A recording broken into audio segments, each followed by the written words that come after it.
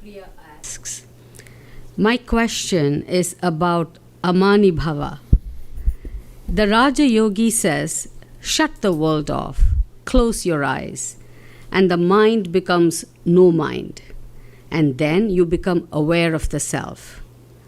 But the Jnana Yogi says, keep your eyes open, and with the help of Viveka, see the transient nature of the world. And then the mind becomes a non-grasping mind, that is Amani Bhava. In the path of yoga, Amani Bhava is achieved by shutting off the world, thus leading to enlightenment. But in the path of jnana, Gaudapada says that by knowing the true nature of the self, one attains the status of no mind. In Raja Yoga, no mind leads to enlightenment. But in Jnana Yoga, enlightenment leads to no mind. But how do I go about it? Please advise. Yes, Amani Bhava is a term used by Gaudapada in the Mandukya Karikas, and it means no mind. Manas, mind. Amani, no mind. Yes, so these two approaches. One is the yogic approach, Patanjali yogic approach, Patanjali Yoga Sutras you find, to quieten and still the mind. The other one is the Advaitic approach of inquiry into ourselves, into our experience of life.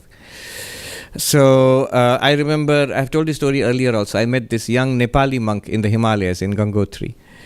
So he was meditating, and very spectacular place, cave, waterfall, and he's sitting there with his dreadlocks, and young man, hardly 20, 21 I think, sitting and meditating, and so photogenic that people from the other side of the river were taking photos of him. And he told me all this himself. He says, I can see the tourists who come, they take my pictures. It's very simple. He says, acha lagta hai, it's good, it feels good. I think its meditation becomes deeper. So I asked him, what are you practicing? And he says, I'm practicing the Ashtanga Yoga of Patanjali the goal is to attain Samadhi. And I asked him, what about Vedanta? I always had a little push towards Vedanta. Have you studied Vedanta? And he said, yes, I have studied some of the Upanishads and the commentaries of Shankara. And I said, how does that seem to you? Kaisa lagta hai aapko? How does that seem to you? And he said, I'll tell you in Hindi and then translate. बहुत बात करते हैं, अनुभव नहीं है उनके पास. These Vedantins, they talk a lot. They don't have experience. So I want experience. That's why I'm meditating. And then he asked me, you are from the Ramakrishna Mission, which is well known in India.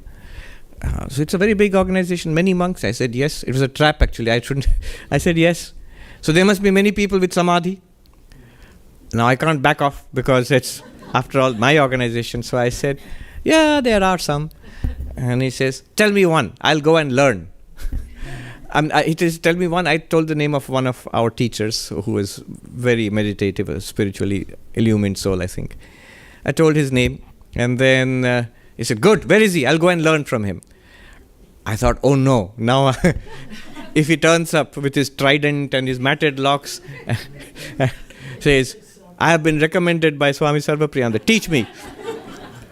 And this, what a fix Sarvapriyananda has put me in.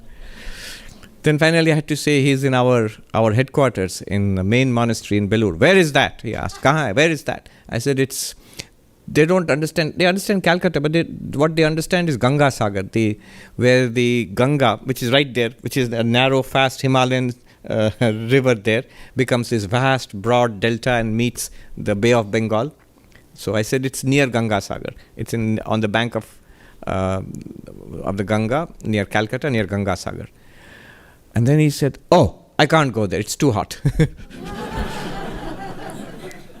What he meant was he will not leave the Himalayas here. So spirituality, enlightenment is possible only 5,000 feet and above. So that's to be noted. You can't come below that. So that's the yogic attitude. The yogic attitude is that still the mind and then the truth will be revealed to you. And this is the Yoga Sutras. Yogas Chitta Vritti Nirodhaha. The second sutra of the Yoga Sutras. Yoga is the silencing, the stilling of the activities of the mind. Why would you still that? Why would you not think? Why would you stop thinking?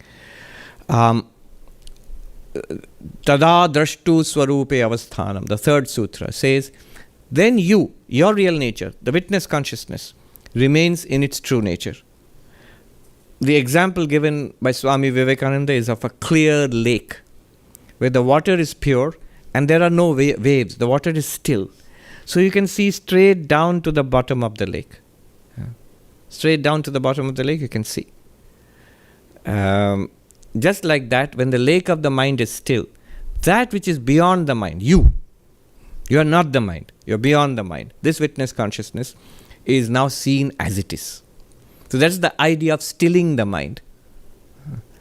And for that a long period of practice is necessary. The 8-limbed yoga, Ashtanga yoga, Yama, Niyama, the moral practices, Asana, sit. Yeah, I'm sitting. No, there's a way of sitting. You'll be surprised how much there is to learn about sitting, about breathing. Then pranayama, breath, control of the breath. Then the reversing, the pratyahara is the senses going towards the world. To reverse that, pratyahara means to reverse. Ahara is to take in. So reversing is not to take in from outside but turning inwards. So basically silencing the senses so that we are not constantly in contact with the world outside. Then begins the inner practice of meditation, dharana, focus on some object internally.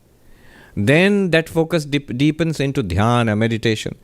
That meditation further deepens into variety of samadhi. Samadhis are also of various kinds. So those are deep meditative absorptions. And they reveal to you, as Vivekananda says, the truth of the claims of religion. If I have an immortal soul, I should be able to feel it. If God exists, I should be able to see God. And these meditative techniques enable you to see. But they must come through silence and stillness. And not instantly. It takes time. This is one approach. This is the yogic approach. The Vedantic approach is just the opposite. They'll say that, look, you are the witness consciousness anyway. It's not that you are generated as the witness consciousness when the mind is still. When the mind is not still, what are you? The Yoga Sutra says, Tada drashtu swarupe avasthanam, then vritti sarupyam itaratra. When the mind is agitated, whatever form the mind takes, you become identified with that. You said elation, frustration. I am frustrated. I am elated. I am mad at you. Not that I am the witness consciousness observing the wave of annoyance in my mind. No, I am annoyed. So I become immediately fixated, absorbed, identified with whatever is going on in the mind. It's instantaneously it happens. Now, Vedanta says that even there, the witness consciousness remains as the witness consciousness, as pure consciousness. The identification itself is a process of the mind. It occludes your nature as witness consciousness and presents you as identified with the movements of the mind. But even then you are not one with the mind. You are the witness of the mind.